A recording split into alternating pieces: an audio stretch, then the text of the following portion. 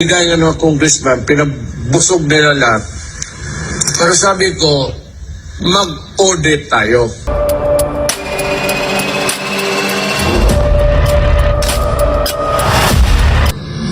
Baka sabihin ninyo talaga kami na, hindi lang kami yung ibang maghingi ng hangol kami ng pera. Putang ina. Kayo ang maraming alam mo, pag mag-liquidate ka, ano yung asking? Mag-liquidation tayo and you will find out what is the most rotten institution dito. You will find out its Congress. Walang limit ang nila dyan. Yung pork barrel, pati yan si Romualdez. He's wallowing.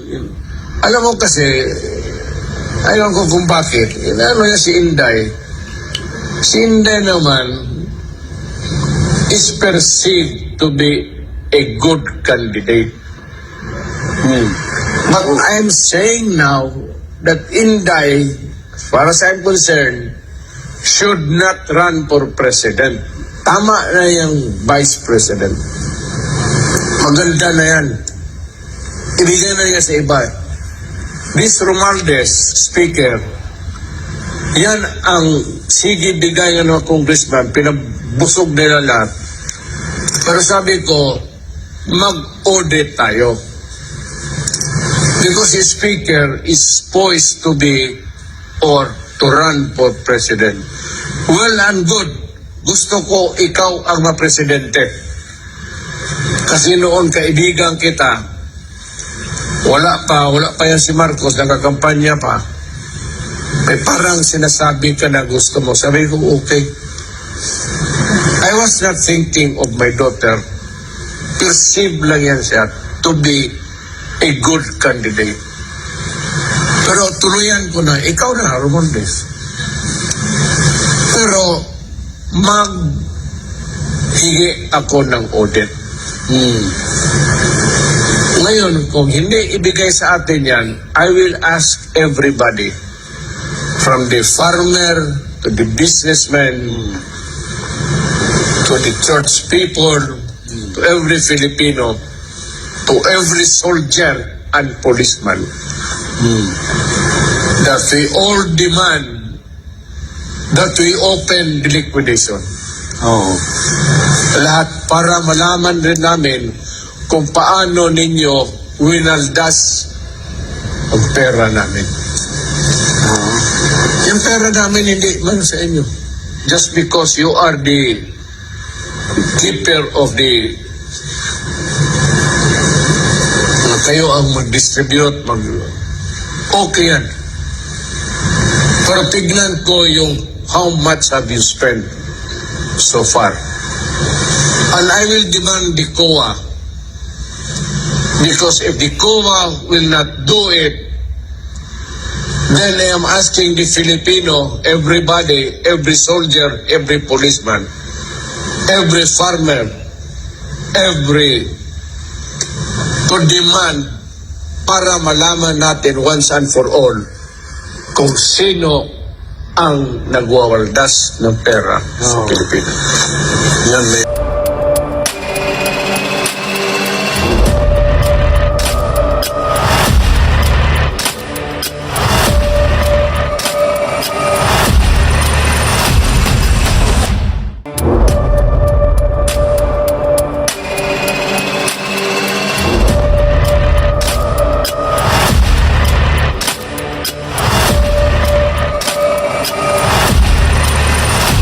Eto na mga friends, no? Nag-release na ng statement ang Senado, Secretary of the Senate, si Attorney Renato N. Bantog Jr. Naparelease sila tuloy ng statement kasi nga walang bumubusisi ng kanilang extraordinary fund. Babasahin natin Okay, ito yung sinabi ni Attorney Renato N. Bantog Jr.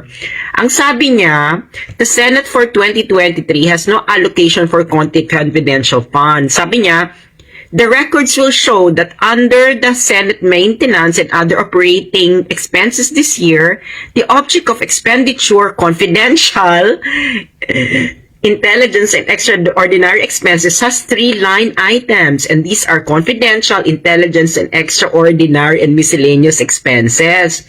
So, ang sabi niya, meron daw silang 331.9 million extraordinary fund. Ito yung extraordinary miscellaneous expenses at ito raw ay ginagamit para sa meetings, seminars, conferences, public relations, education, and other activities of the chamber. So yan ang sabi niya, gagamitin daw to for meetings, seminars, conferences, public relations, education, and other activities.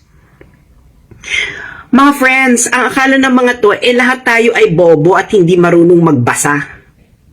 Alam mo, ikaw, Senate President Zubiri, huwag niyong akalain ang lahat ng mga Pilipino ay bobo. No, hindi kami lahat katulad ninyo dyan sa Senado na karamihan sa inyo dyan nagpe-pretend na may alam. So, pupuntahan natin ang 2023 budget ng Senado. Okay? Para makita ninyo, no? Anong sabi niya? For meetings, educations, public relations, HSHOs, yung kanyang extraordinary fund. Nako, tingnan daw natin ang records. Okay, titingnan po natin, Senate President. Okay, ang records. No? Okay, ito ang record. Okay, Senate. Okay, 2023. Sabi niya, for meetings daw ito, education at chuchuchu at mga emerut. May iba kayong budget for training, oh. Meron kayong ibang budget for training and scholarship expenses na nagkakalaga ng 8,606,000. So that's for the training and scholarship expenses. Meron din kayo for communication expenses.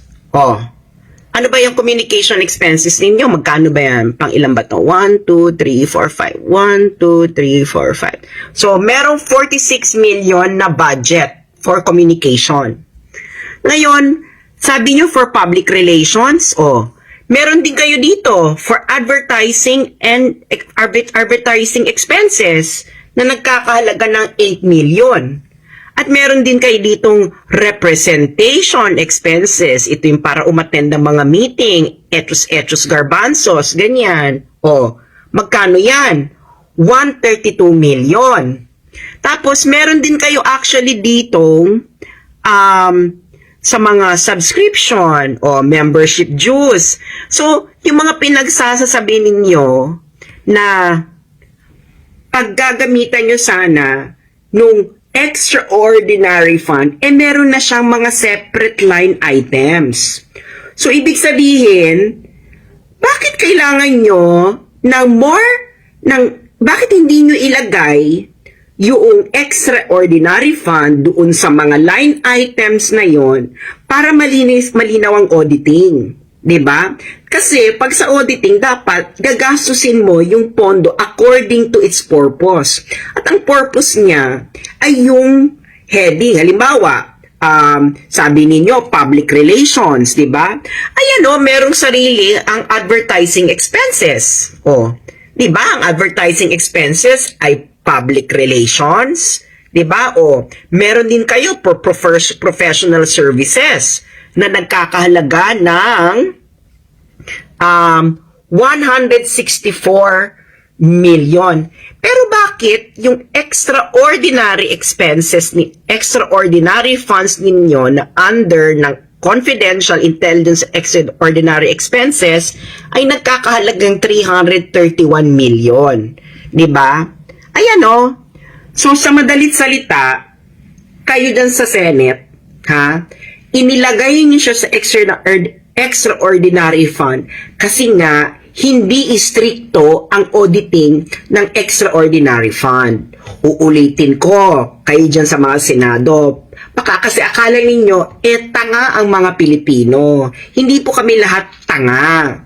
Ngayon, according to the circular ng COA, ang kailangan lang na isubmit sa ginastos sa extraordinary expenses ay certification ng head of agency. At yan, sa Senado, ang head of agency ay ang Senate President. So, hindi niya kailangan ng resibo.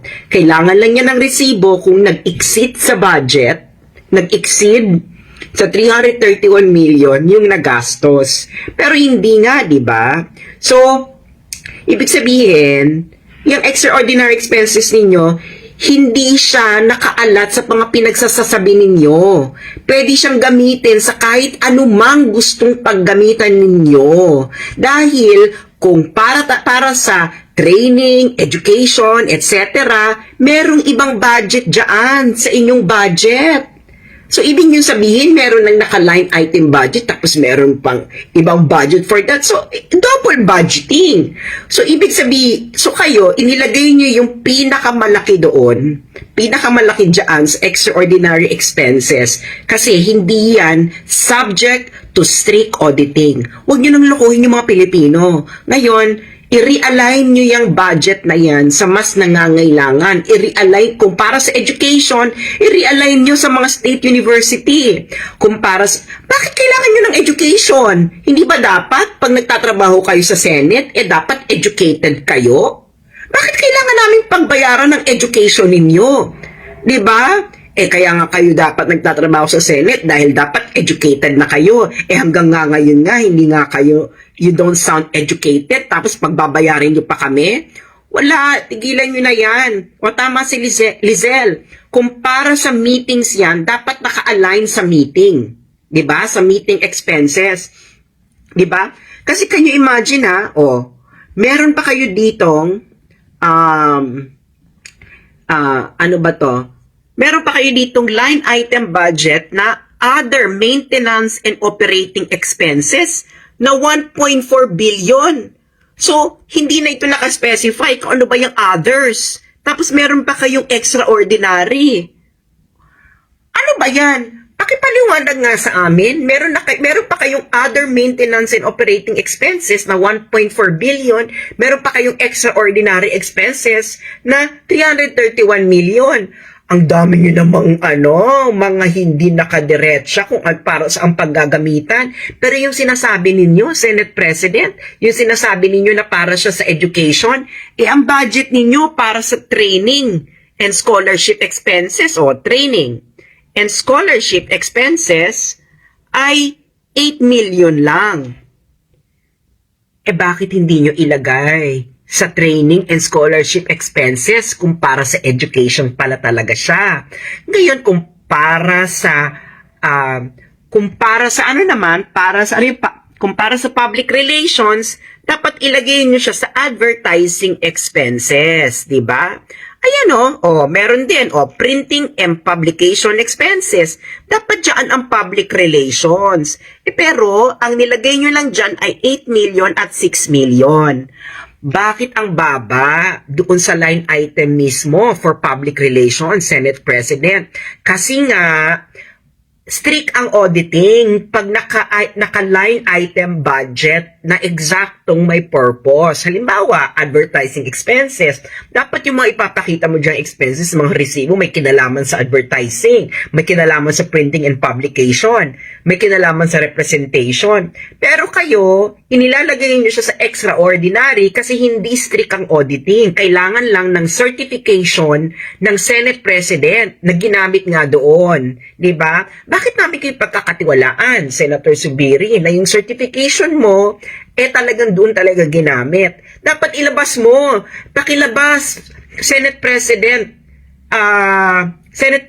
Zubiri, idetalye nyo po, ipakita nyo po sa amin ang mga dokumento na yung 331 million na yan ay ginamit nga sa meeting, education, public relations. Kasi iba pa to sa budget ninyo, sa public relations mismo. Kakaiba yan, Senate President. Huwag nyo kaming bulahin. Huwag nyo kaming gagugaguhin dahil hindi po kami lahat tanga.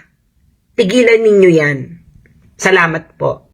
Neon lights, they're playing with my mind. Gotta get out of here.